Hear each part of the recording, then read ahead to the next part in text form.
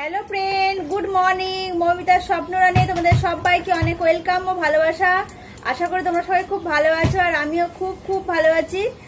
আর আজকে এইভাবে ভিডিওটা শুরু করছি, তোমরা দেখো, তোমাদের ভালো লাগবে। তো হাজব্যান্ডকে সকালে রান্না করে দিইনি, হাজব্যান্ডের অফিসে ম্যানেজারের আর কি বার্থডে আছে, তো ওখানেই খাওয়া দাওয়া করবে বললো। আর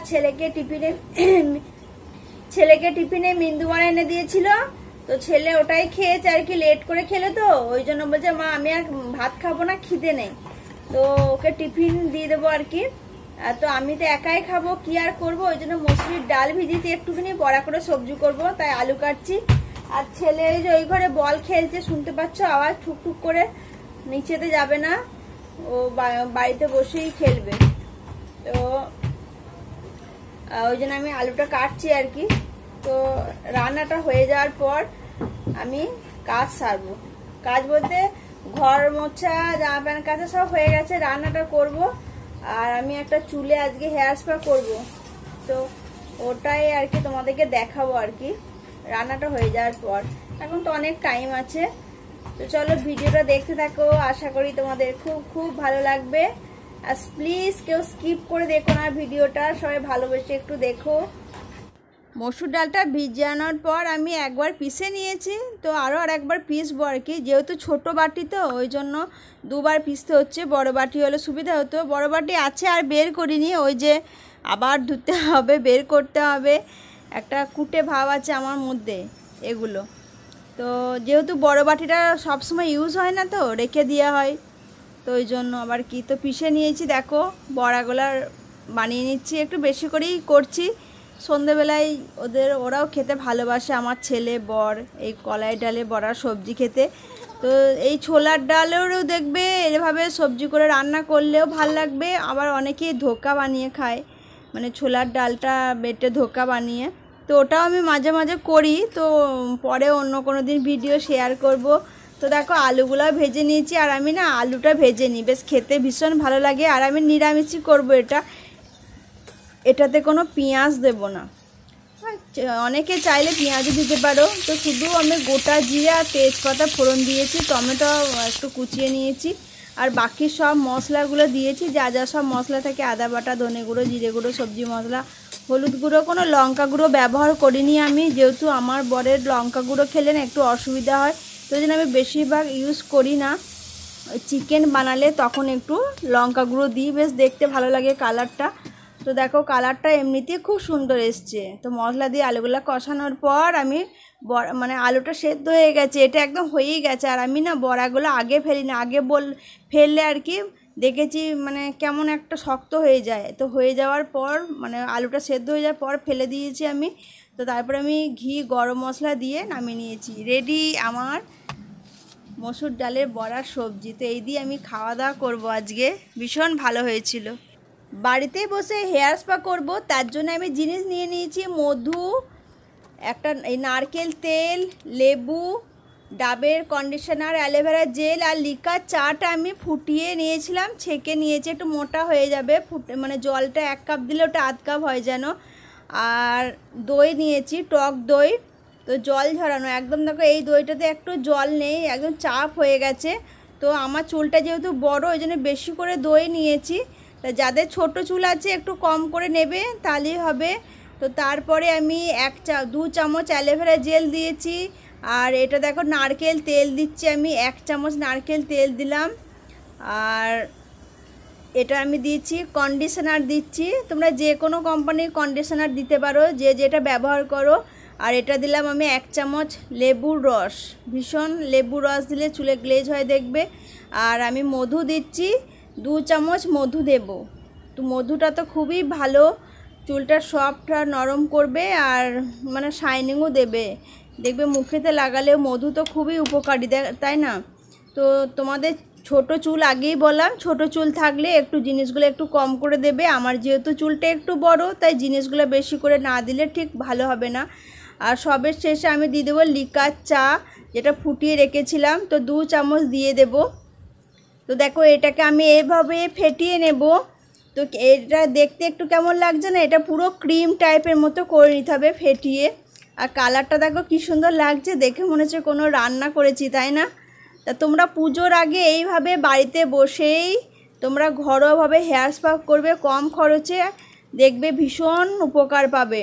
আর এই দেখো ক্রিম টাইপের মতো হয়ে গেছে আমার জিনিসটা, দেখেছো? আর আমি লাগাতে বসে গেছি। আর একবার করলে কি আর উপকার হয়? 1 মাসে 3 থেকে 4 বার করবে, মানে করবে, দেখবে করে এত উপকার পাবে জিনিসটা। আমার চুলটা অনেকটা ড্যামেজ হয়ে গেছিলো, তো আমি আবার শুরু করেছি। অনেক দিন মানে লাগানো হয়নি আমার বিশেষ কিছু কাজের জন্য। তো চুলটা আগে ভালো করে ছাড়িয়ে নিয়েছি আমি, যেন কোনো জট লেগে না থাকে। আর আমি একে একে লাগাবো আর কি, একবারে লাগালে জিনিসটা চুলের মধ্যে ভালো করে লাগানো যাবে না। তাই আমি চুলটাকে 2 ভাগে ভাগ করে নিয়েছি।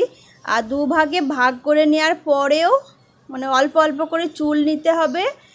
আর ওই যেটা আমি বাটারটা বানিয়ে রেখেছিলাম সেটা ভালো করে লম্বা লম্বা করে, মানে বেশি মানে টান টান করে লাগাবে না, আলতো হাতে আস্তে আস্তে করে লাগাবে, না হলে চুল জিনিস তো বেশি গোড়া আলগা হয়ে যাবে। আর এই জিনিসটা যদি কেউ লাগিয়ে দেয় তাহলে তো খুবই ভালো হয়। আর আমার যেহেতু কেউ লাগানোর নেই তাই নিজেকেই লাগিয়ে নিতে হচ্ছে, লম্বা চুলে খুব অসুবিধা হয়। তো লাগিয়ে নিচ্ছি, দেখো এইভাবেই প্রত্যেকটা চুলে আমি খুব সুন্দরভাবে অ্যাপ্লাই করে নিচ্ছি এই ব্যাটারটা। তো পুজো আসছে, বুঝতেই পারছো, আমাদের তো অনেকেই পার্লারে যাও আর অনেকেই বাড়িতে করে।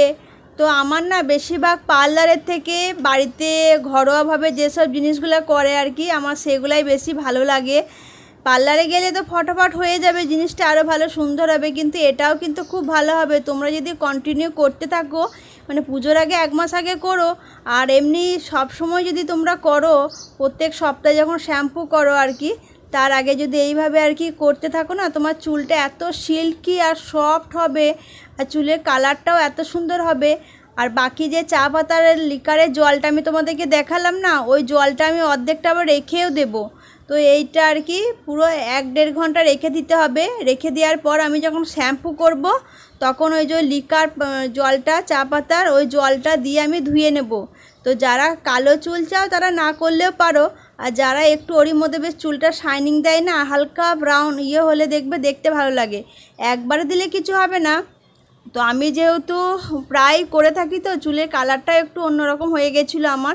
তো ওই যে বললাম আমি অনেক দিন করা হয়নি বলে চুলটা অনেকটা আমার খারাপ হয়ে গেছে। তো এরপর আমি কন্টিনিউ করতে থাকবো, তোমাদেরকে রেজাল্ট দেখাবো, দেখবে পরেও। তো আজকে প্রথম দিন করছি, এতেই আমার চুলটা এত হালকা হয়ে গেছিলো কি বলবো, মানে এত সুন্দর সফট হয়েছিল চুলটা।